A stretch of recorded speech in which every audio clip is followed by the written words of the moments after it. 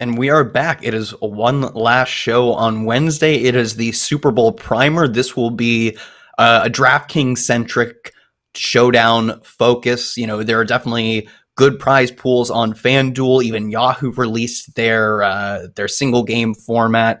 I'm not sure if you've looked at those, Brady, but I play. I can't play Yahoo. I actually lost my account. Don't know how to get back into my Yahoo account. I can't play Yahoo, and I do play FanDuel, but the game is just like it is not as good. It's much closer to solve because you don't have the salary multiplier at MVP and you have literally one less position. So it's not like you're really fighting an uphill battle to not be duplicated even in small contests. And there are just less combinations of players you can do. So I still play it, but I do think not only because the prize pools are bigger, but just because the format has more strategy left to be dealt with, that DraftKings is probably the best single game slate to be playing. So, do you play any of the other ones? I play a little FanDuel, and I can't get in my Yahoo account. Yeah, I play a little bit of FanDuel, but mostly for the Super Bowl, I'm probably going to be on DraftKings. But I will probably venture into the FanDuel a little bit for this week. But yeah, the prizes on DraftKings are pretty crazy. Have you seen them yet? Yeah, they are. They're nuts, and not only that, but that means the contest size are nuts, which is what we'll get into Oh in yeah. just a minute. Is just about how much different your strategy has to be when you're playing in.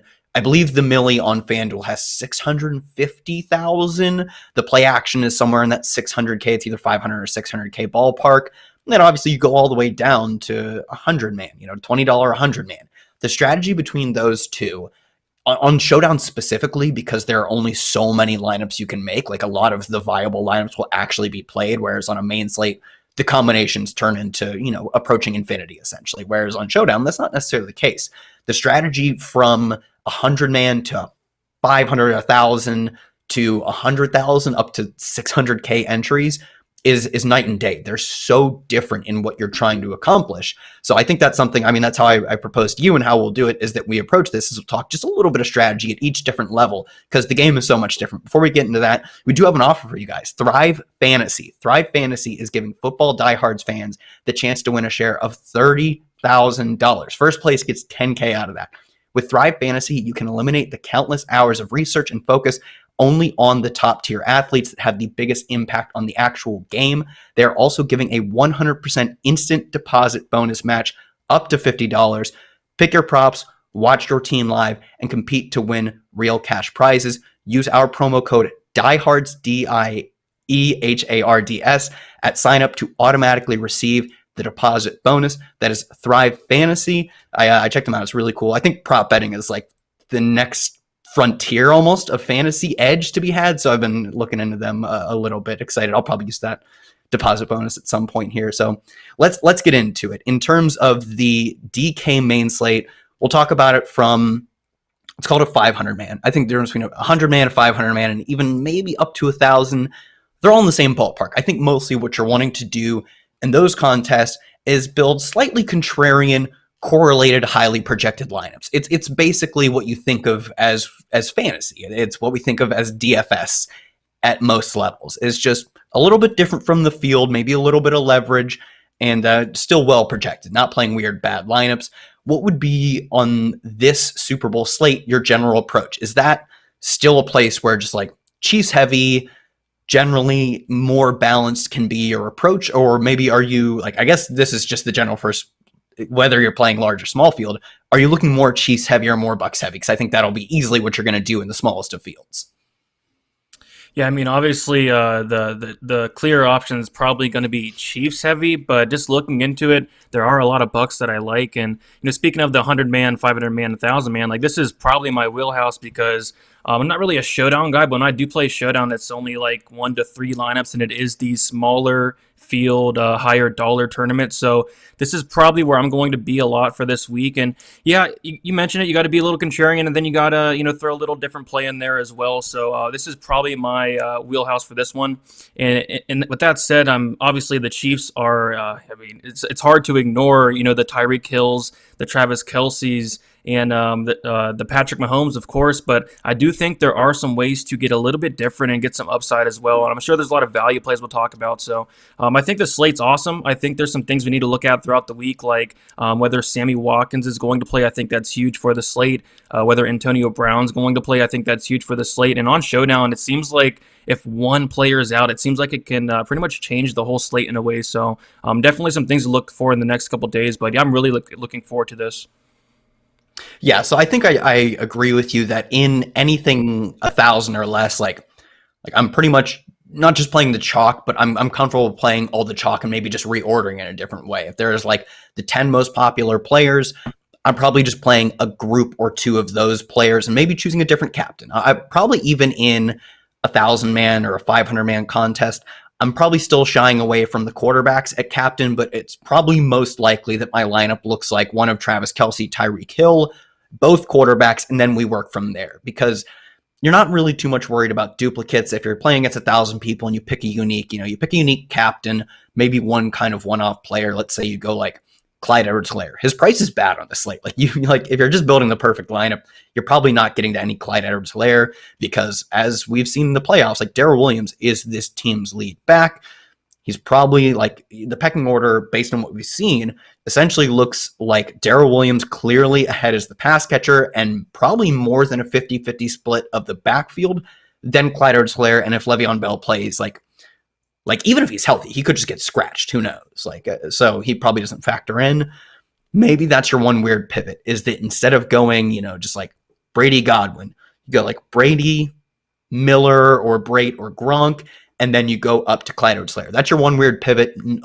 I don't know if no one else plays that lineup in 1,000-man. In 100-man, it probably doesn't end up getting played, and it still projects well because you probably played the Chiefs chalk in that. I said like Travis Kelce, captain, Mahomes, and Brady. Like you've got the good plays.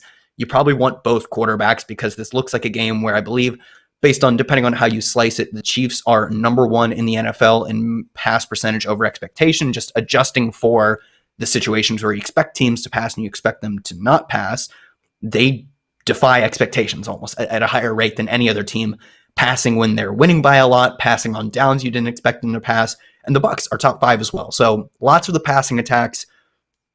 Maybe some Leonard Fournette. I guess maybe as we move from the 500 style player contest where you're kind of just playing chalk with little pivots, using most of the salary, let's move up to 5,000, let's say. 5,000 is where I think you really start having to focus on duplicates. And just like a short aside, the reason you should be at least focusing on creating lineups that aren't duplicated is quite simple. Let's say you have two lineups. One has I can't like riff a perfect projection. Let's say it has a 100-point projection. You're projected for 100 points, and it is the optimal lineup in terms of your projections, whatever you're working with, or if you're just eyeballing it. You can probably come close to the optimal lineup just by eyeballing it and picking roughly the best plays. Like we know who the values are for the most part, and we know who are like I just said, Clyde Edwards-Helaire as almost a backup running back should not be priced as high as he is. He probably doesn't make your optimal lineup. So you've got that lineup, and you enter it into a 5,000-man contest.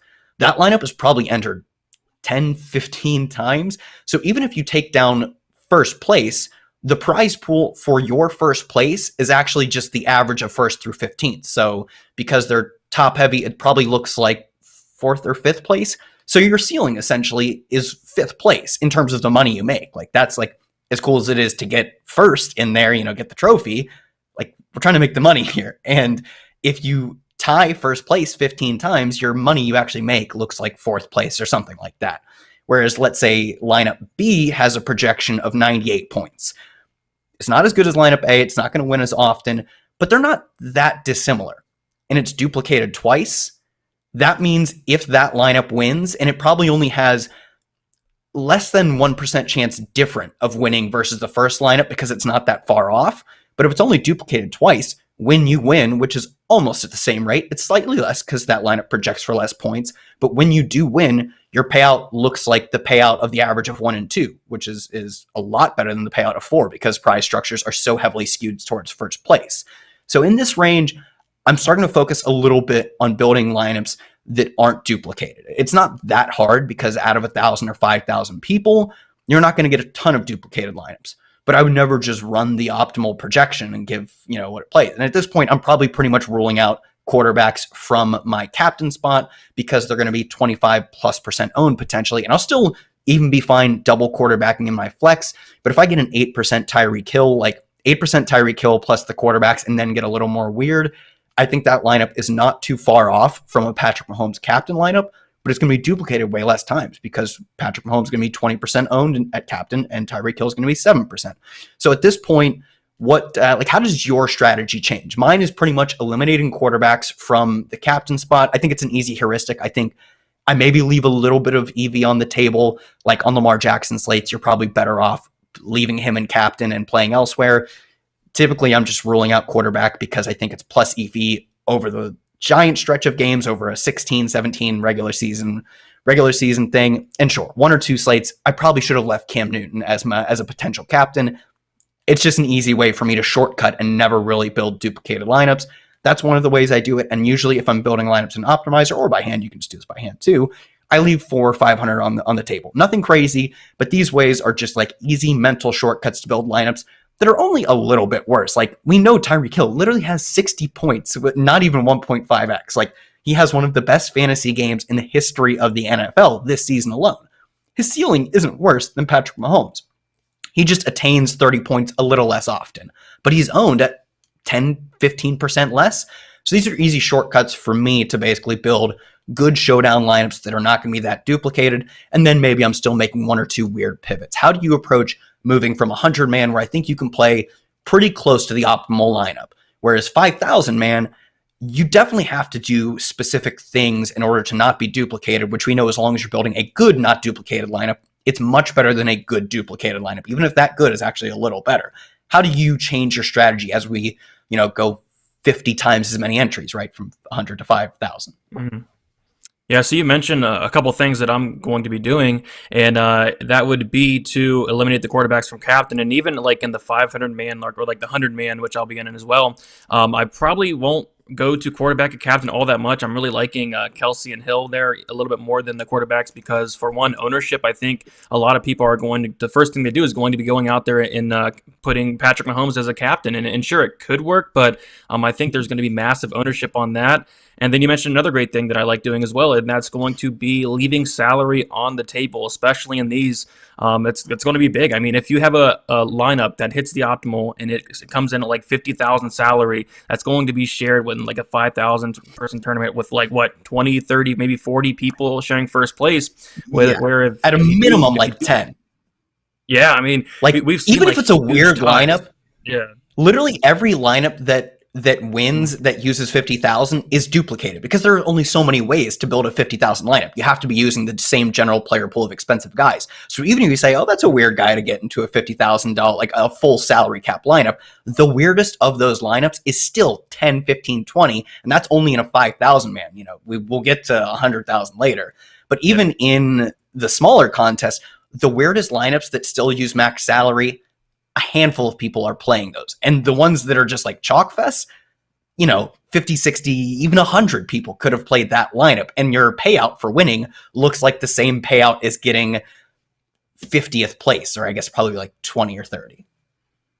Yeah, I mean, it's very true. So yeah, I think a big one is leaving some salary on the table, leaving maybe like 500, 600, 700, 800, maybe even 1,000 left on the table, because it's definitely possible. And if your lineup does hit with like that salary left on the table, you're going to be looking very, very good. So I think those are my biggest two: not captaining the quarterback, leaving salary on the table, and just being different elsewhere. I think you can still play some of the really contrarian plays like your Hills, like your Kelseys and stuff, but maybe get a little bit different with maybe, guys nobody's going to play, like maybe a Clyde Edwards-Helaire, maybe a Darren Williams, stuff like that. But kind of similar strategy with the 100-man to 500-man, but kind of different as well. You want to be a little bit different.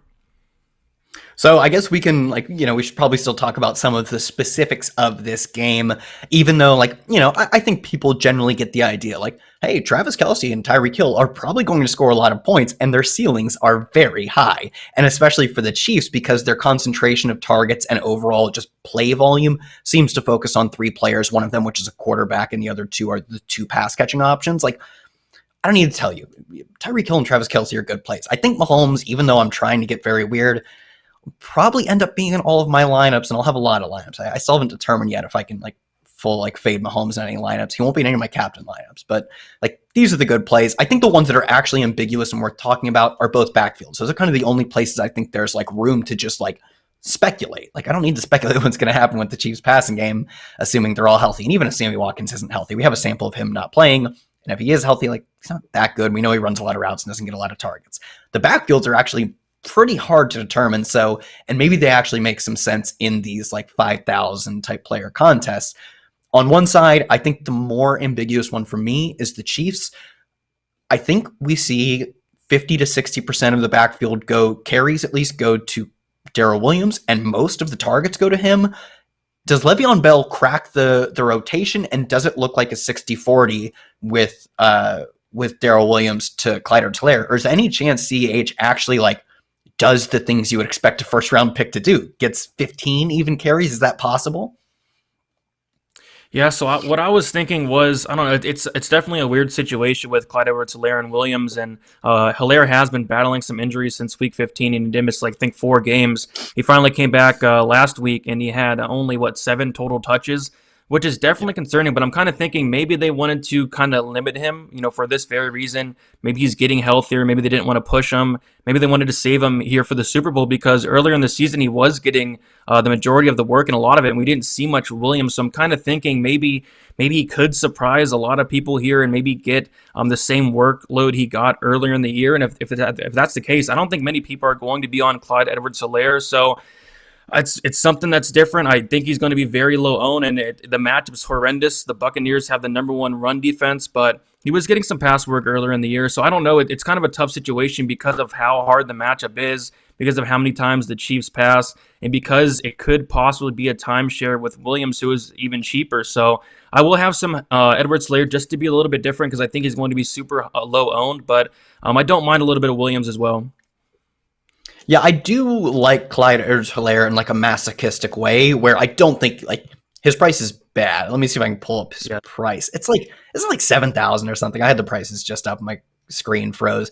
For what the playoffs would tell us is essentially a backup running back, just based on his split, like you said last week, 7 touches, like $1,000 a touch does not seem great.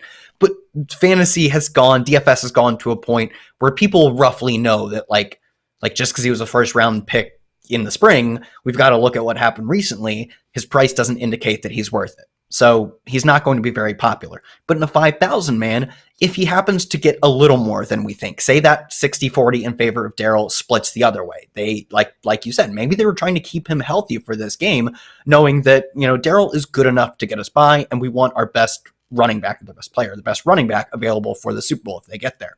Maybe that's the case. Do I think it's likely? No, I don't even think it's that likely. But I think the field will think it's completely impossible. Something close to that. He's going to be very low owned because of his price. Because of that, I think as we push, especially into the next tier, which we'll end on, of overall just lineup or entries size, he becomes very interesting there as just the ultimate pivot play, especially like if you're trying to build lineups without some of the premier Chiefs.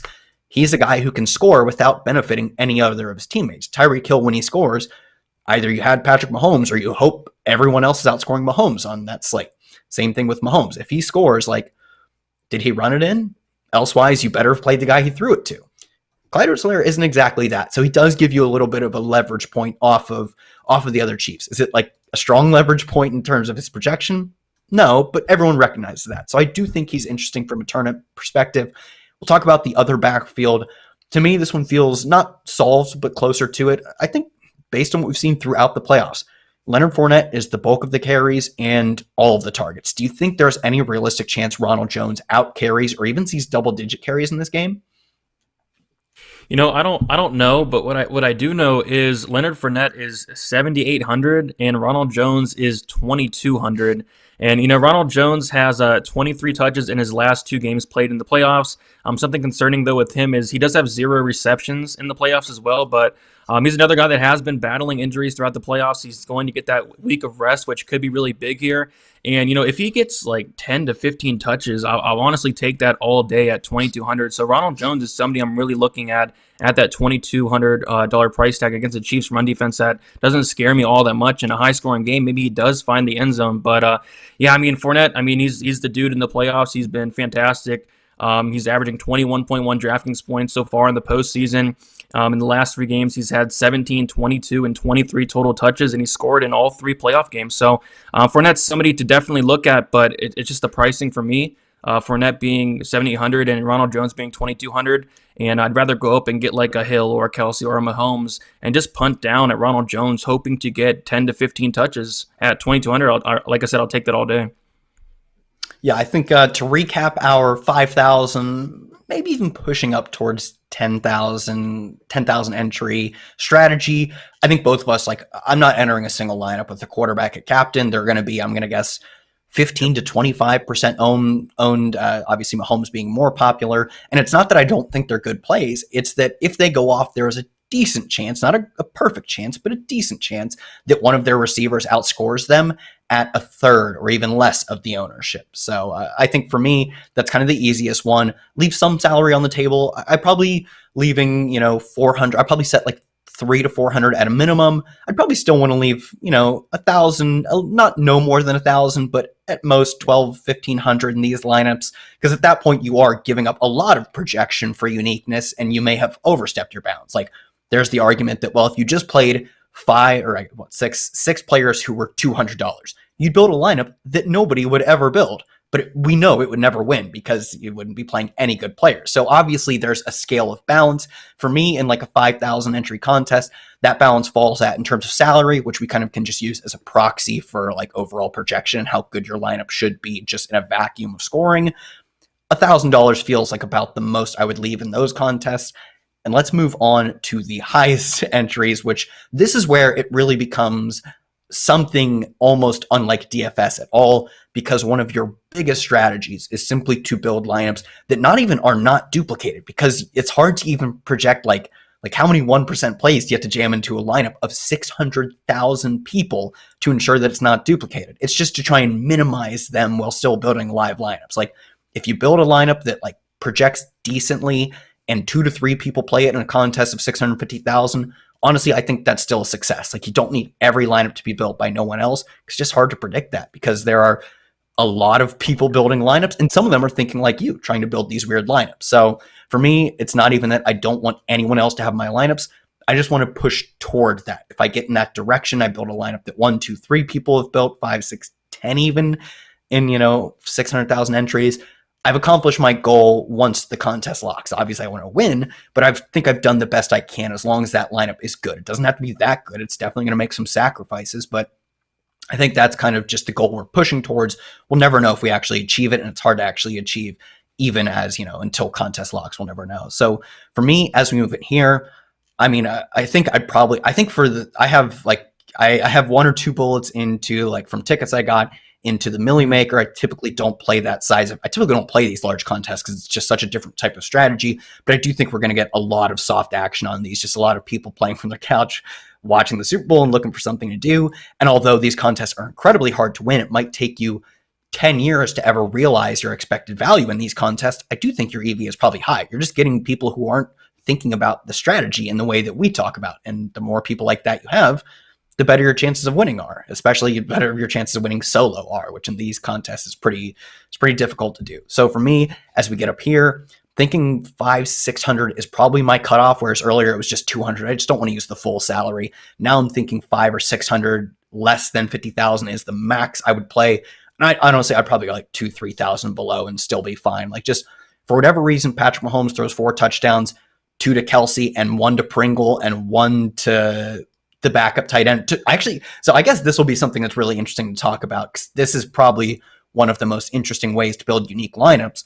Who are the random players that, like, I think of a lot of times it feels like it's fullbacks, but who are the random players that you're saying, well, I can either play whatever, like $5,000 Mecole Hardman, and if he catches a touchdown, my lineup is good. Or I can play this player who's $3,000 less. My lineup is going to be way less duplicated because I left 3K on the table and he's live to score a touchdown. His odds of scoring are far less of Mecole Hardman.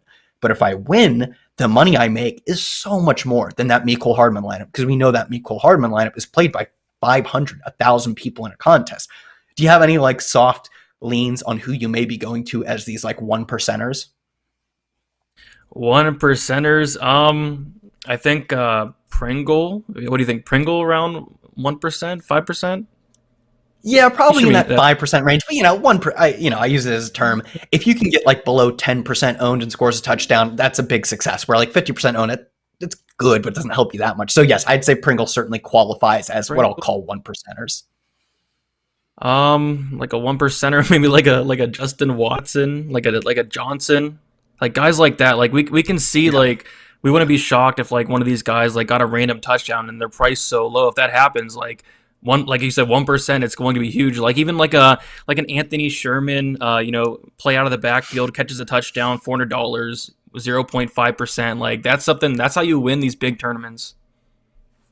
Yeah, see, I kind of think I'm really it's disgusting. I'm gravitating towards Anthony Sherman because like I think he is a player who's actually liable to play a decent amount of snaps. Some of them could be passing downs, some of them could be red zone too. If you're on the goal line running big sets, like he's probably more likely to be out there than like the third string tight end or like he's more likely honestly he's more likely to score a touchdown it feels like than LaShawn McCoy or if they take Keyshawn Vaughn, I guess Keyshawn Mhm. Vaughn. Even Le'Veon Bell, he feels just about as likely to score as Le'Veon Bell because there's actually a decent chance that he gets on in for 3 snaps in the red zone. Not a lot, but 3 snaps even inside the 5 where typically you would be running sets with the fullback and they just run play action on those. He has a chance. And I think for the play action, I'll probably be making sure that all of my lineups have, one of him. I'd say Pringle probably qualifies. On the other side, it's a little more difficult, I think. I think your Yeah. best bets are probably Tyler Johnson. I think Scotty Miller might end up getting a decent amount of ownership just relative to Showdown. 10 or 15 to 20 is like decent amount. I do think that he gets sort of up there. Kind of depends on Antonio Brown's health, but I'll say he qualifies. I think for me, if I had to rank them, I'd probably say like Pringle, Miller, Johnson, Sherman, but like Le'Veon Bell is going to be more owned than Sherman. And I think they have roughly the same chance of scoring a touchdown. Like if Le'Veon Bell gets 5 carries for 20 yards, I don't care. 2 points is probably not in the optimal lineup, but their chances of scoring are similar. And that's really all that matters is finding that touchdown. If you get a 5 yard touchdown and another catch from Anthony Sherman, that's as good as like anything you're going to get from a non-scoring player below 2,000. So I think I'd rank them like Pringle, Miller, Johnson, Sherman. I'm trying to think. I mean, I don't think I'm playing the backup tight ends for the Chiefs like Deion Yelliter and Nick Keiser. I think I'm more likely to just like keep leaving salary on the table, keep building weird lineups. I think maybe that's the next place we can look at is lineup construction, building like a lineup that features one player at captain and 5 players in the flex from the other team is certainly going to be unique. That's another lineup where I think I'm more likely to just like leave more salary on the table, play different constructions. But that's another thing we look at is the most common lineups are going to be 3 3s and like 4 2s of the Chiefs. So 3 players of each team and 4 players of probably the Chiefs and 2 players of the Tampa Bay Buccaneers. And as much as I like the Chiefs offense is sick and I want to play them and anything below like 10,000 entries, I'm playing a lot of them. People are like they're betting it slightly this way. I think we've got a little bit more action on the Chiefs and probably building showdown lineups as if the Chiefs are going to score all the points.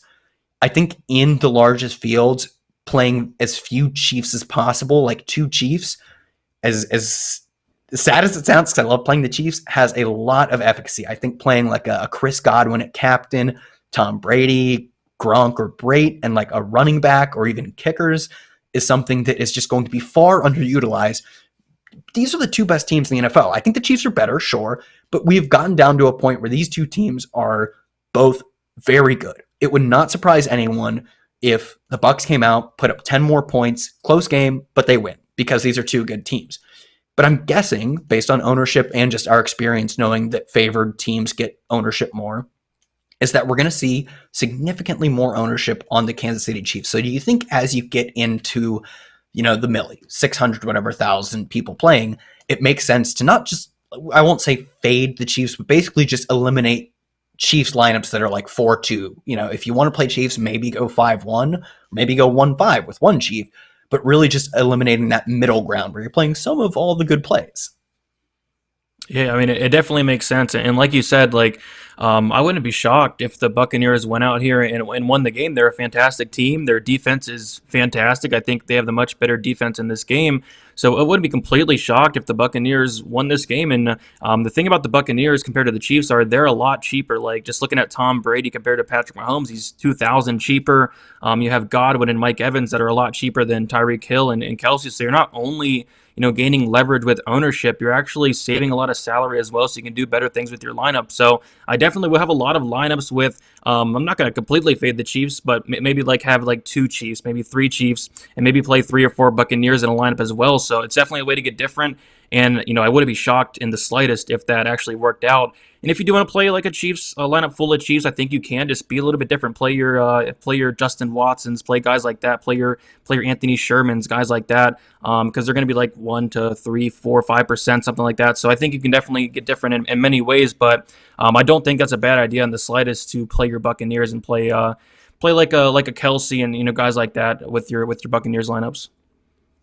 Yeah, so I think the last thing we can talk about, because we kind of covered how leaving salary is sort of just like a scaling mechanism where at the lowest levels, you don't have to leave too much salary, if any at all. Just build good lineups that are slightly leveraged as you move up. The more salary you leave, the less duplicated your lineup is.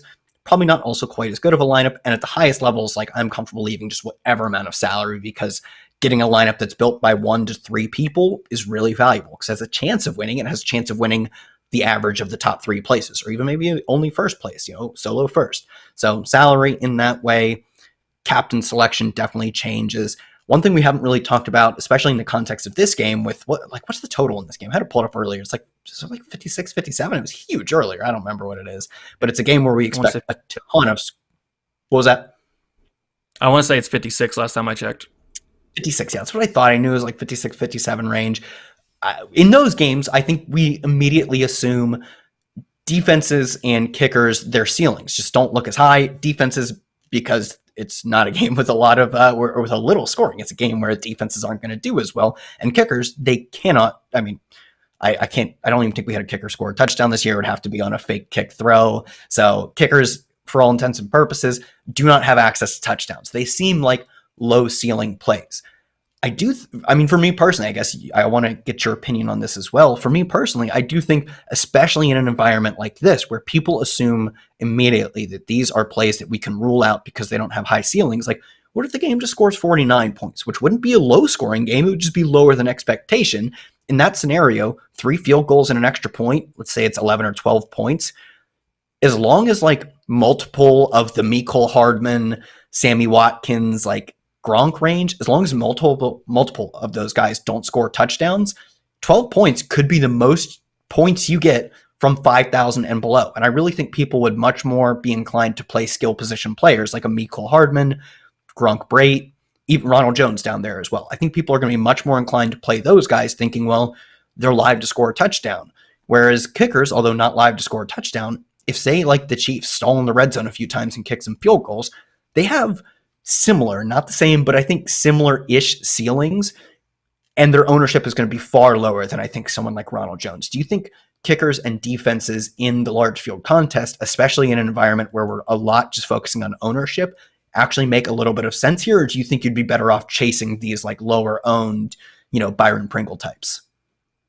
No, definitely for me, I do have a lot of interest in the kickers, especially for this game, because like you said, it's a 56-point game total. There's going to be a ton of points scored, and just looking, below, like with the Bucker range, the 4,000 and below range, I can definitely see the kickers, both kickers, even outscoring a lot of these guys, if not all of them, below them. So I actually have a lot of interest in the kickers just because of the game environment. The defenses are a little bit tricky. The thing I will say about the defenses are they're very cheap. I don't think many people will play him. Of course, we have those people that play him at captain to get an early screenshot. But other than that, they shouldn't be played all that much in a game that's supposed to score high. But especially from the Chiefs at 2,600, I do have some interest. I mean, Tom Brady's somebody that has thrown, I think, like 15 interceptions this year.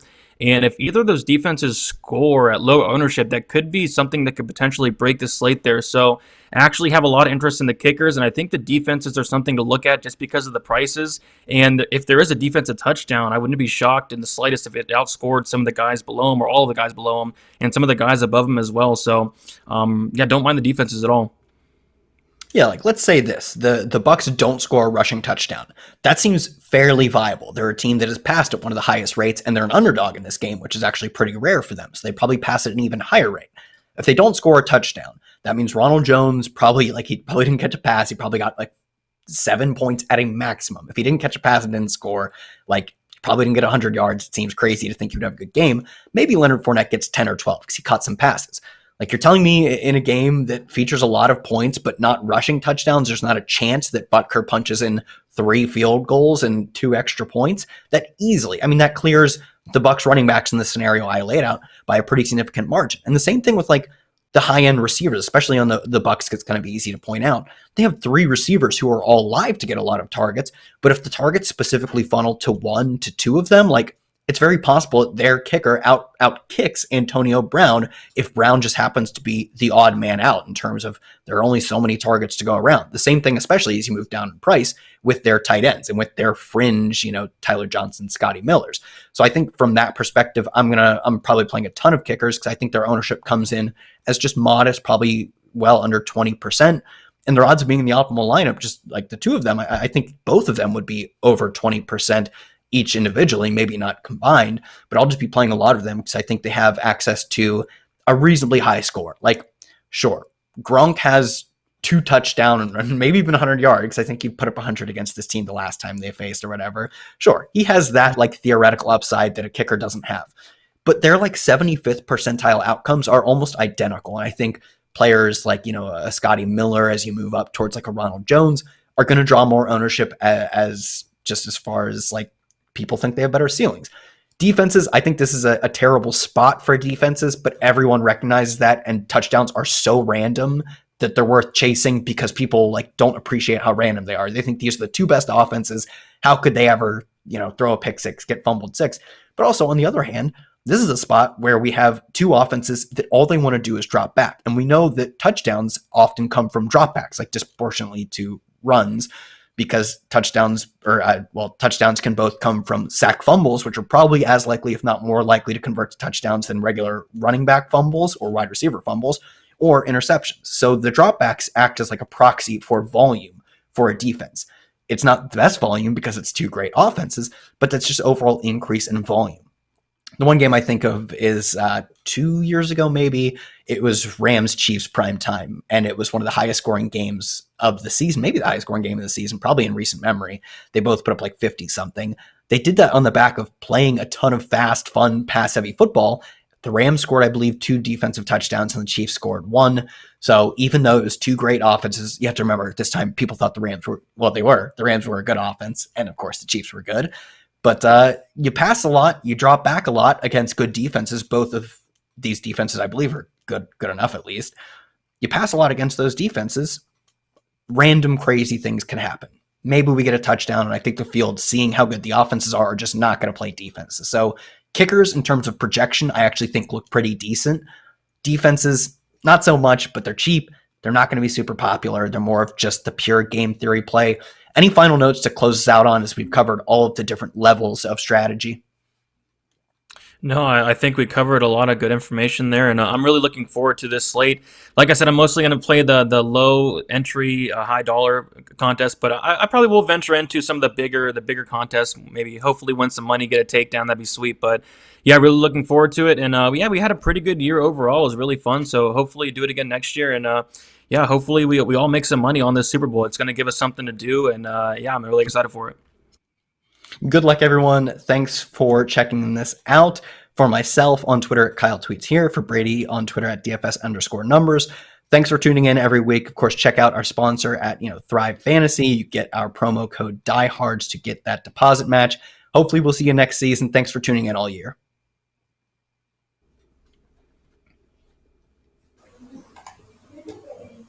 All right, guys, I'm can you trying to shut this off. I love working from Mexico. Are we off now? Yeah, no, we're not yet, but you guys can leave, and I'll have to figure out how to shut it. All right. All right. See you guys. See ya. Guys, good luck See tomorrow you. or through the weekend. Yeah. Thank you. You too. Have a good one.